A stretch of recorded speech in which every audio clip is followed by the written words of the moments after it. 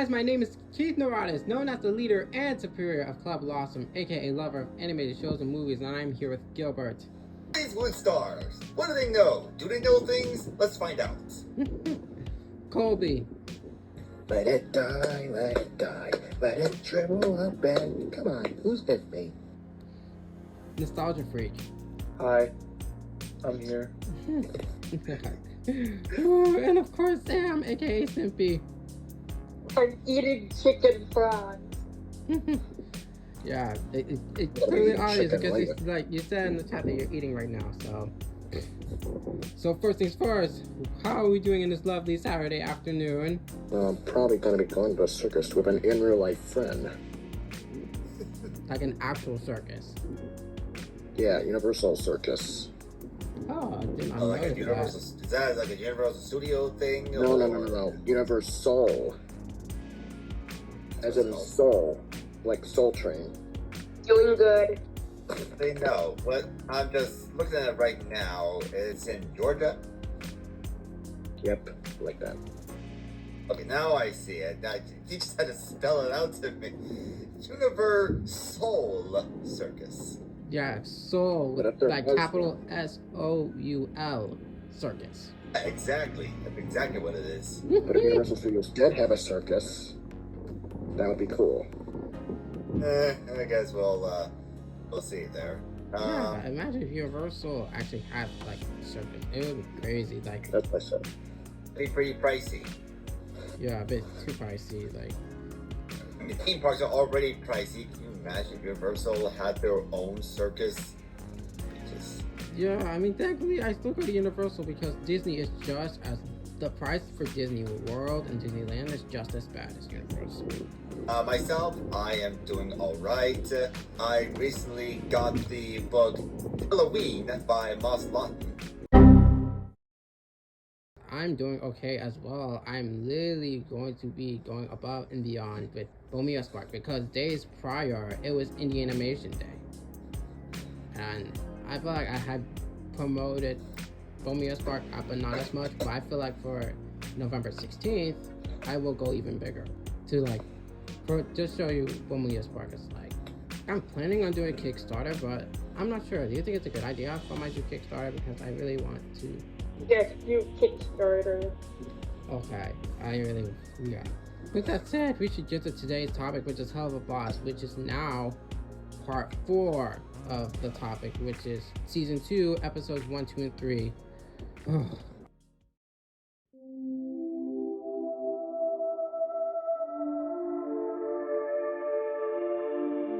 Where we left off from our previous Helluva Boss video, we concluded season 1 as we talked about episodes 6 through 8 of VivziePop's animated indie series. If you'd like to watch the first 3 parts of the Helluva Boss topic, link is in the description down below. With that said, it's time to continue head on with the season 2 premiere titled The Circus. The Circus is one of my favorite episodes of Helluva Boss as it dissects Stolas' characters throughout the years in 3 different acts, which is Act 1, his childhood, Act 2, how I connect together with the pilot, and Act 3, the aftermath of Ozzy's. So, you guys like backstories? Because things sure did happen. I love backstories. Especially the ones that are like tragic backstories, which really just have me emotional, because to me it just felt like there's more to that character that meets the eye.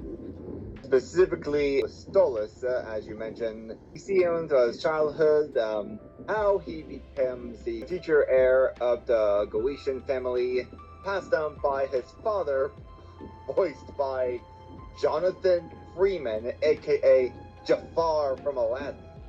It only took me to rewatch and actually see he actually does sound like Jafar. Yeah, forget the sentence. This is how Jafar is with children. This one. Yeah, like. He's like, oh, that's an ugly noise. Ugh, that's an ugly noise. Cease this bitch crying. Oh. And yeah, he's so upset that he finds out that he's gonna marry some bratty rich girl. You can see a lovely picture of her toking out of him. Yeah, it's a lovely picture. Yeah, Stella is just like crazy, abusive in general. I was just expecting an episode where how Stella became who she is, but no, Stella is just Hey, like this in that's- general. It's just boily, That's one of abusive. Completely sane child. I'm sure nothing will happen in 20 years. They call him again down. Dad takes him to the circus where he meets Blitz for the first time. Alright, sorry if I sound a bit off. I'm still recovering from a cold, so yeah. No. It's okay. It's very funny in that one episode, Luguland, Fizzarelli said that he was bored yachting with his cheesy jokes. He wasn't lying.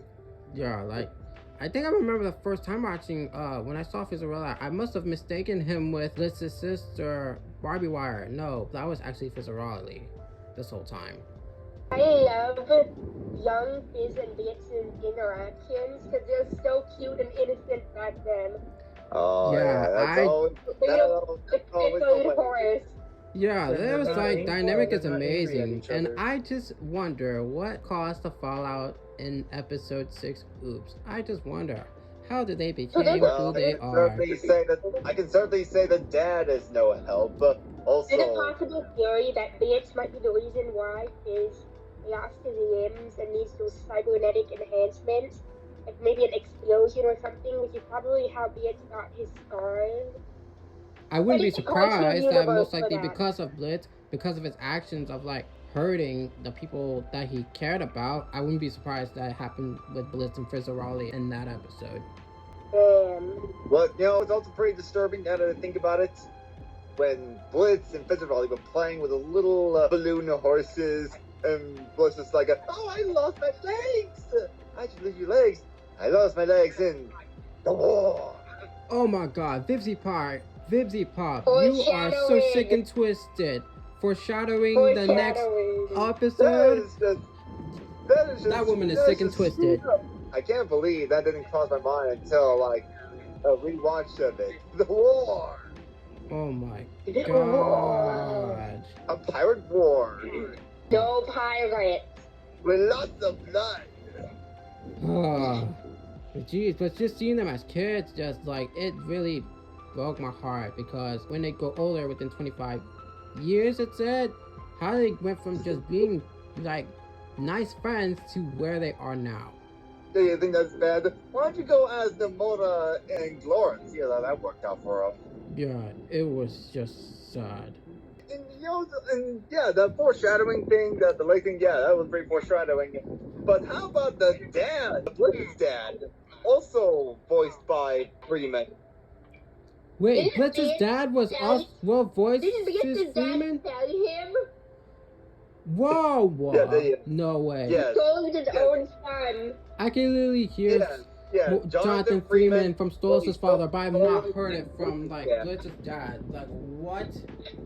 Now, there are some times when characters voice different people, but it's also, I mean, listen to Jonathan Freeman, listen to both dads, you can't even tell. My son doesn't have any friends, you see, and he liked the little clown boy. It's his birthday. He's so sad, and I don't want to deal with him. Can I write a check? Well, Fizzarelli is a big draw. He has a few more shows to be in today, so it would be pretty expensive. It's a talent most people can only wish for. And then, of course, Blitz gets temporarily sold to the Goish family to play with Stolas. Just drop the whole damn place. Wow. Threw them out the window. Yeah, at first it started off with like Blitz being forced to rob the Gorisha family, but actually ended up with Blitz and Stolas actually being genuine friends. It's amazing how children can bond over throwing stuff out the window. That's how I want to meet my future lover. No. It's funny how this episode connects directly to the pilot. Yes, and I love how they tie it. And I know that you uploaded the video, like the first time you saw it, you literally uploaded the video of how you literally connect everything together from the pilot to this Now, episode. I'm sure someone else, I mean, I know I did a video of it, but I think someone did it sooner than me and I didn't notice. But it was still nice to see it all come together. And one guy commented on me, he's like, well, you can really see the wife's design so differently from the pilot to the main show. Yeah, because to me, I feel like in the pilot, it's like they didn't know what to do with Stella. That's how the design is so different. But now they fleshed up her character more as being an abusive wife. But I think it's kind of like Blitz's design in Has Been Hotel. One of the imps that was looking at Charlie, I think they confirmed that is Blitz, but he looks a bit different than how he did in Helluva Boss. And I didn't even notice that also that from Has Been Hotel that he was originally going to be in Hotel, including Moxie, but instead they decided to have them in their own show, which is Helluva Boss.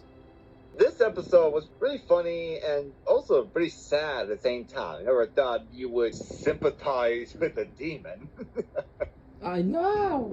I never thought in my life to actually watch a show where the demon characters from hell were actually so relatable and I can actually come to kin to so much. To me, Stolas is like the tragic character because of how much he went through, from being forced to an arranged marriage, abused by his wife, a troubled relationship with Blitz. It's like this dude can't catch a break. And yet, despite all that, he had to fake a smile just to make sure his daughter Octavia doesn't have to suffer the similar fate. And now, it seems clear that he reached his boiling point, that he has had enough.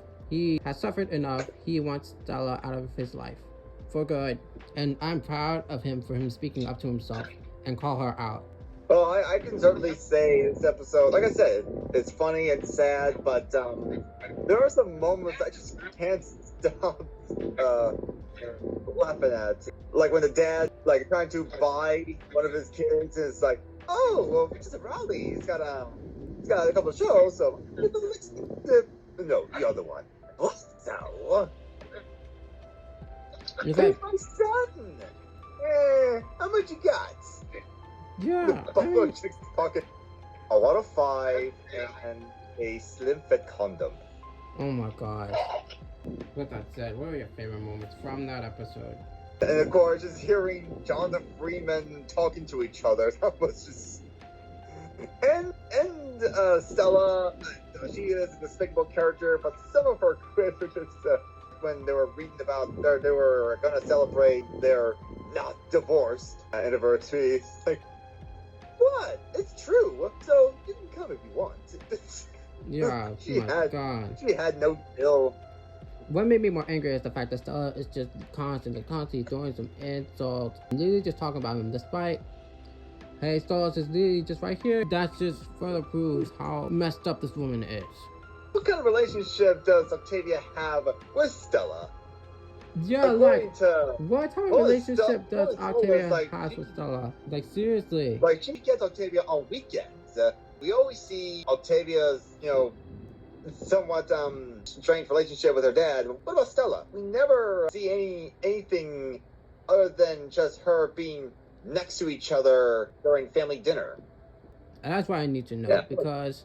Yeah, I want to know what she thinks of Stella. I'm not even sure if it's good or bad, but I gotta know. I mean, Octavia's case is trying to work things out with the dad side, which is Stolas, but with Stella. Oh my god. I really need that dynamic. I've said it before on one of my podcast videos of being teenage depressed character being wrote down right. So how does it affect Octavia in some way? I'm trying to think. Obviously, my ADHD brain's going wild.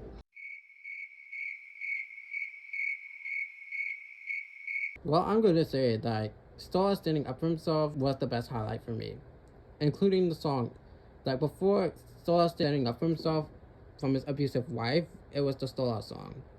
I love the song so much. I just love how Stella comes in there. Whatever you doing? Reflecting. Well, stop it.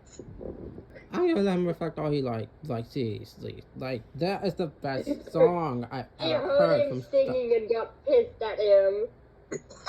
Seriously. You want all day. POV, if musicals were realistic. And again, I just love how Act 2 is just connecting everything together from the pilot. It's like, when I saw the scene of the morning after real fast, oh wow, that's from the pilot. And how they tied everything together, finally. Anyone else before I move on? Okay, cool. I guess we'll get to episode 2 then.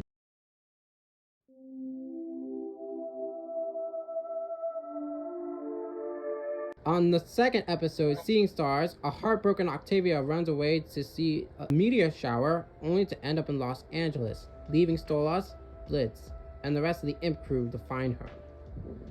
I can say there's some parts just strange there, but overall, like any Helluva Boss episode, I would say I kind of had some laughs there, especially hearing Stolas' phone call with Stella. Yeah, this is immediately after the first episode. He's just making sure that Stella is out of his life for good. Like, he doesn't want anything to do with Stella. I just love his phone call with her. Your mother is being a real bitch. Exactly. He's like, he wants to get rid of Stella for good. You read. Like, he assumed that she can't read, which, judging from future episode, I could certainly see why he would think that. Okay. You didn't say thank you.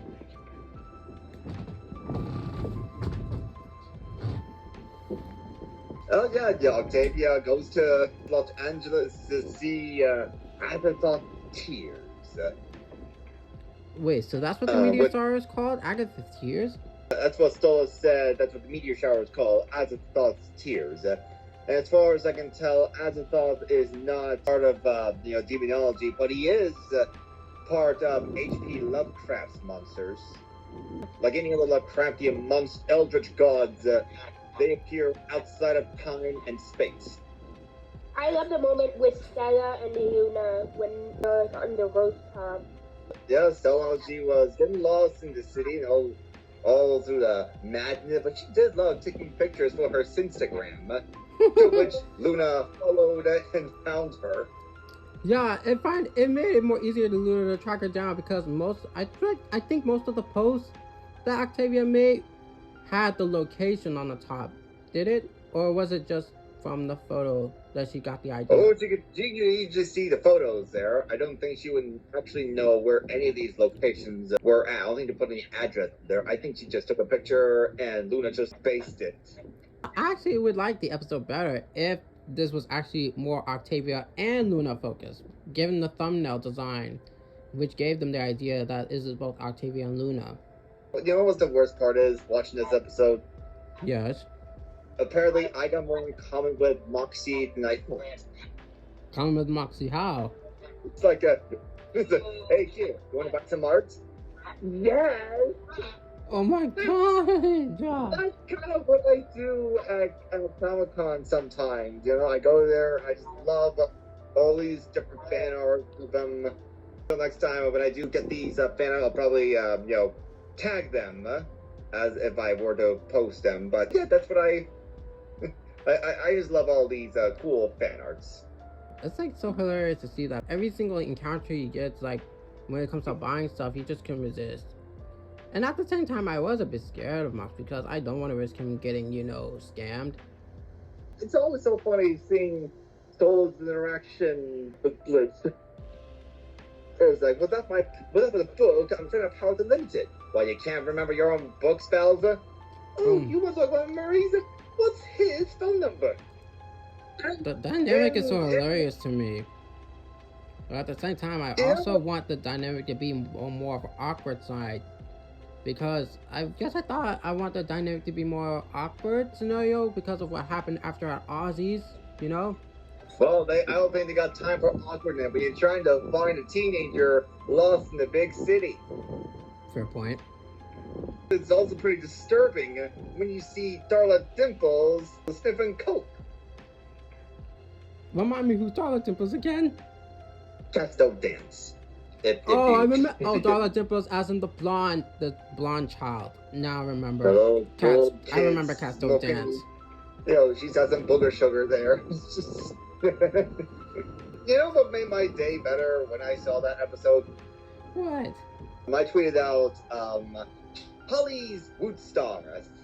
What do they know? Do they know things? Let's find out. And Vivzie actually liked that one. I'm like, oh my gosh, really? Did you see your tweet?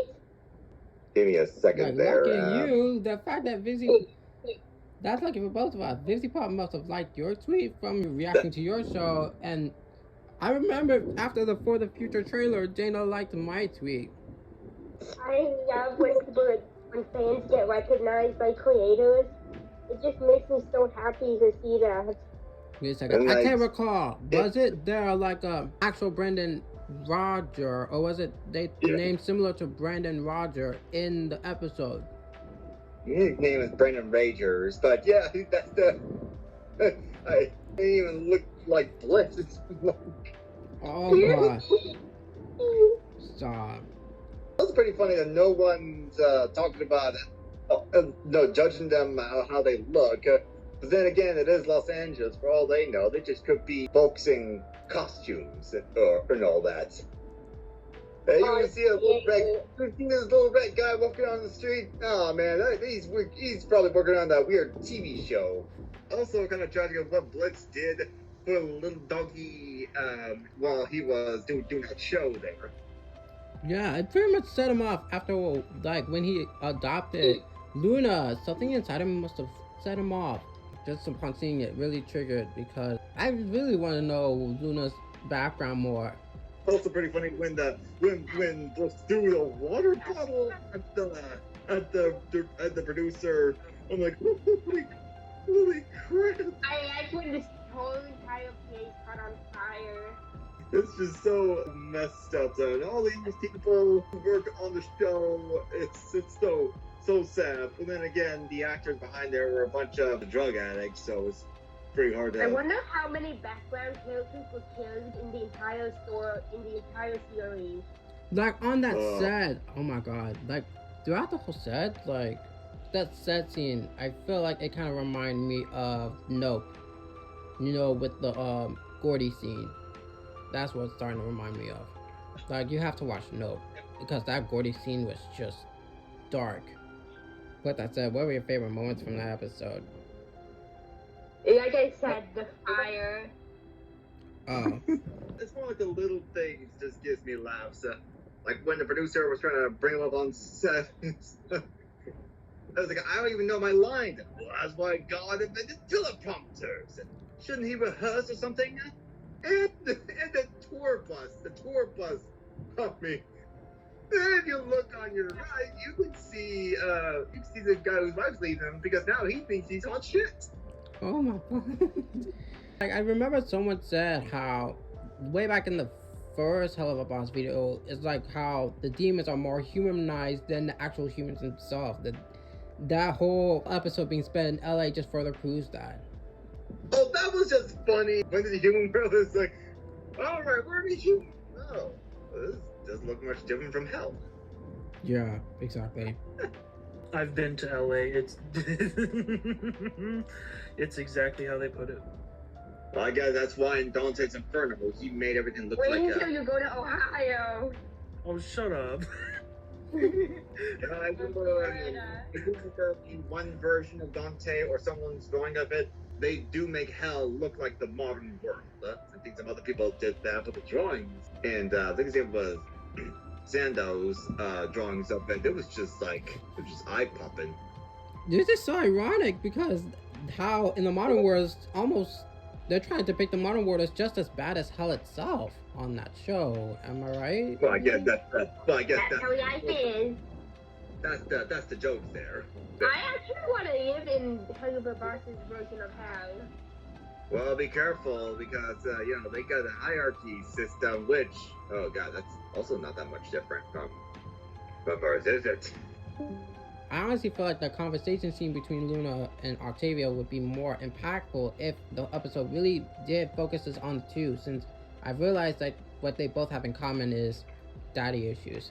But it's also pretty interesting is how different they are. Like, yeah, they got daddy issues, but the key difference is that Octavia's dad, he doesn't have his priorities straight. I mean, he's not a good dad, but he's trying. Luna's dad, he's a bit overbearing. Luna's like a young adult, but Beats treats her that she's like a child or something. Like, my headcanon is that why Beats treats Luna that she's a child. is because he doesn't want anything to happen to her, like everything else to happen with his other relationships with people. I just realized they both have in common with it's like with their fathers, they don't want their daughters to have the similar experience that they have. With Stolas' case, he doesn't want Octavia to have the similar experience of the abuse from Stella. And with Blitz's case, he doesn't want Luna to have the similar experience of what he had to experience his whole life. Ow, that hits deep. Are we going to move on? Oh yeah, I was waiting for you. Sorry. Where nostalgia go? I didn't know what else to say. Yeah, I bet. Yeah, I bet what I said must have really hit hard, like ton of bricks, does it? Now, yeah, we should move on. We should get to the third episode because, man, that episode had me to my core.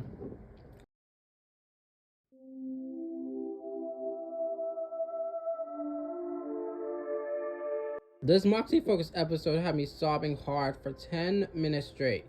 The fact that the thumbnail just shows how much of a mess I'm about to be upon hearing more about Moxie's abusive childhood.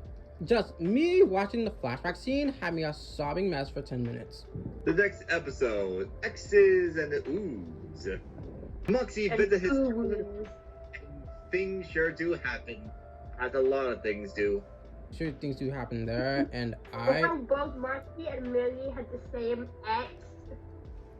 Yeah, chance. Yeah, like, I did not know that before Millie, he used to date Chaz.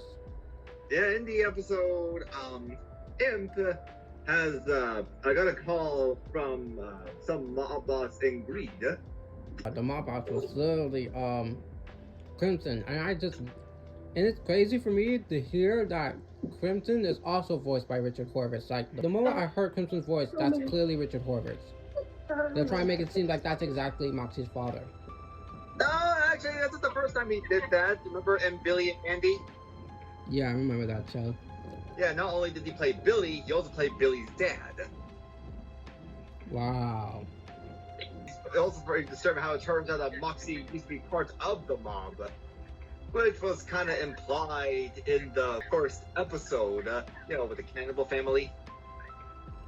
Oh, the murder family, like the actual first episode and not the pilot. It's understandable.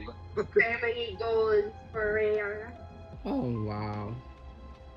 I can never look at episode 1 the same way again after just watching Exes and Oohs.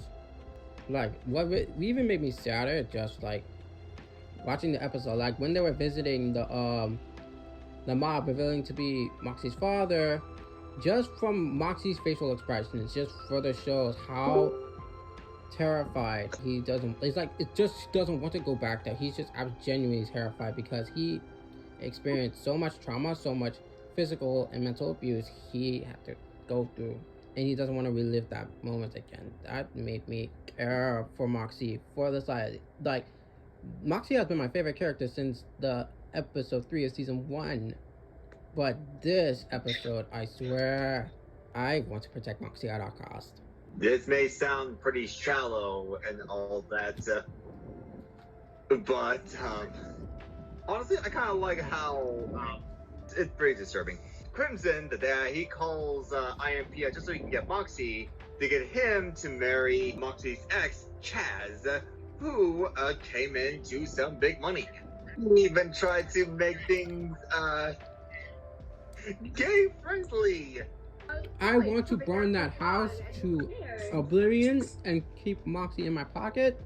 Moxie and Millie in my pocket. I'm gonna burn that house down.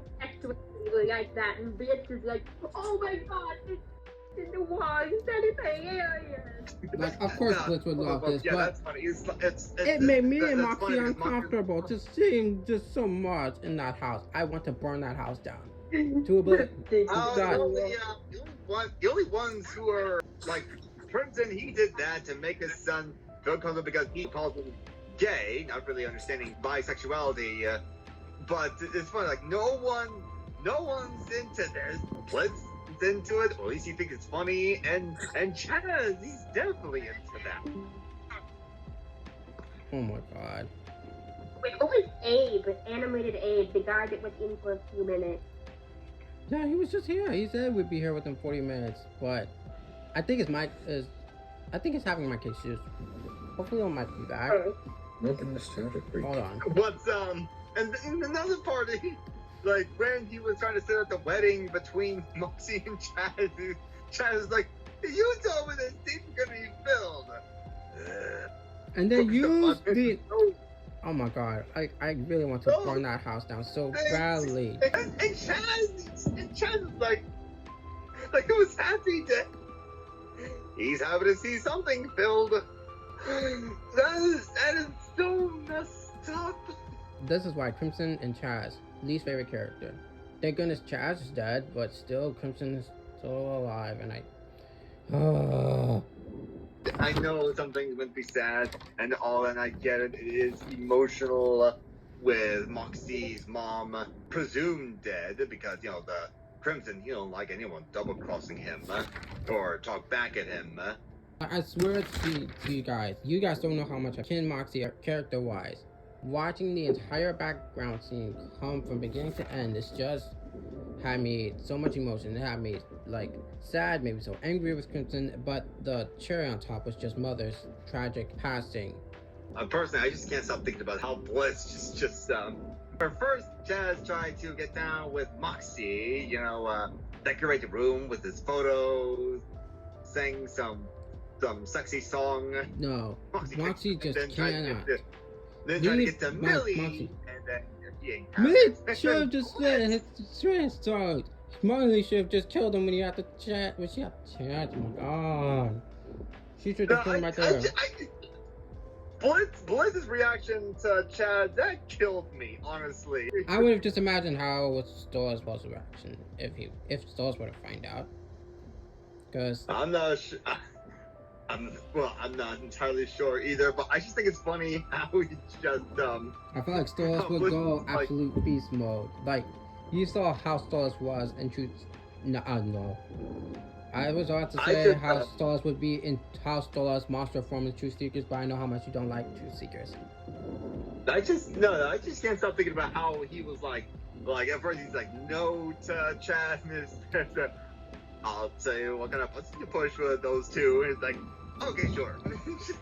He really wants to be that close to Moxie and Millie before he's willing to sleep with this creep. You know, it's starting to bug me more. I'm not starting to realize we already heard what happened between the relationship between Moxie and Chaz, but we still haven't heard what happened with Millie and Chaz. Because remember the opening, we just found out that Millie dated Chaz before. And we're shocked to find out that Moxie used to date Chaz before. What happened with Millie in Chaz's case, it was like something more of a minor, but she's still angry with Chaz. But upon hearing what happened with Moxie and Chaz, really set her off completely. Yeah, to the point where she nearly wiped out the entire mob. Yeah, you don't want to mess with her, man. She just ran over Crimson and Chaz when she had the chance. Why? We just spare those two. Because if she did, it wouldn't be satisfying because... I know at the end of the day, that is Moxie's father, but still. Okay, let's think about it for a second. Chaz, he's an a-hole. But who did the most damage to Moxie? I mean, yeah, he's a jerk. But what, he just sleep with him and just left him in jail? Moxie's dad, you know, he did a lot worse. He physically and mentally abused him for years, longer than he'd known Chaz for. And even if she wanted to kill him, I think she probably would figure it's better to leave him to Crimson, because she knows she could do far worse than Millie. Do you see Millie with a trophy room full of teeth and wings? No, that's a terrifying way to go. And yeah, if you want to get revenge on someone like Chaz, someone like Crimson's the way to do it. Good, what are your favorite moments from that episode? Well, it was pretty screwed up how Crimson, you know, just make fun of like, congrats on being gay or something. It's just like he's just so mean. No, he's clearly more of a homophobic tone. I know it's your favorite moment, but it's just so homophobic. Just because he's bisexual doesn't mean gay. So, honestly, Blitz, he's like, out of all the IMP, Blitz is probably my favorite character in there. He's just, like, his reaction just kills me. Like, whether it's through the walls or him trying to sleep with Chad just so he can get close to Moxie and Millie, or him just blabbing out that Chad doesn't really have $1 million. Something clicked in me that I just realized most of my favorite characters from shows are bisexuals. Luz from the Owl House, Norma from the Dead End Paranormal Park, and now Moxie. I was just want to say Blitz made this show for me personally. It's just it was hilarious. To me, my favorite hilarious moment was the Titanic reference. Honestly, one is the Titanic reference that had me laughing, caught me off guard, but still, the Millie fight, that solidified Millie as my second favorite character. Moxie and Millie, the best power couple. If Moxie should have just told Millie right away, she would have immediately done it with a snap of her finger, just like that. Like you saw what she did in the big fight scene. She went off. Anyone else have a favorite moment? The in the wall moment. Everyone's favorite moment. It's just because that's my sense of humor. I mean, I know it's like an adult show, but to me, it's like, does it really have to be necessary? Like, why does every adult show have to be like, have to just to show you, try to show you, hey, we're an adult show, but still, it's just. You look the janitor. It's so stupid, but I love it. Like, my favorite moment is always kept making me feel like I want to keep Moxie protected at all costs. Moxie and Millie protected at all costs. Make sure, like, again, just seeing all the explicit things in the wall.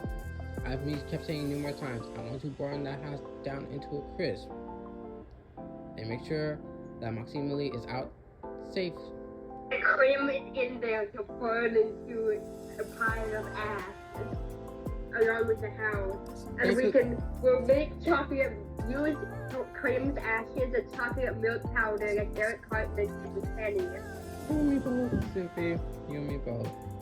I know it'll be part 5, which is 4 and 5, but we don't know the release date of 6, depending on its release date.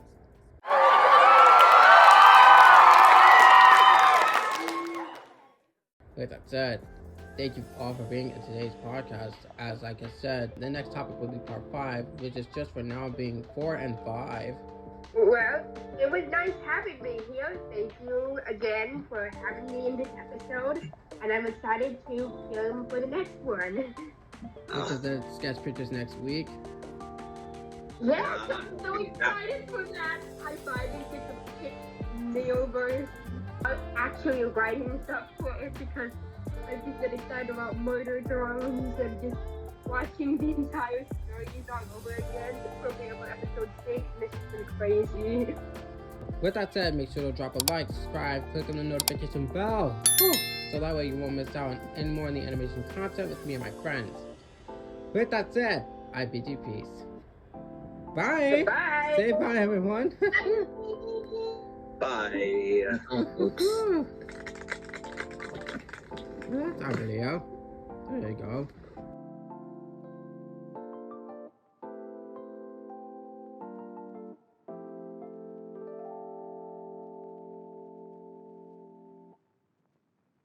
Going on with my Discord? Oh, I can see the waitress. I can see LASM's sign. I can see wolf icon, and I can see a murder drone.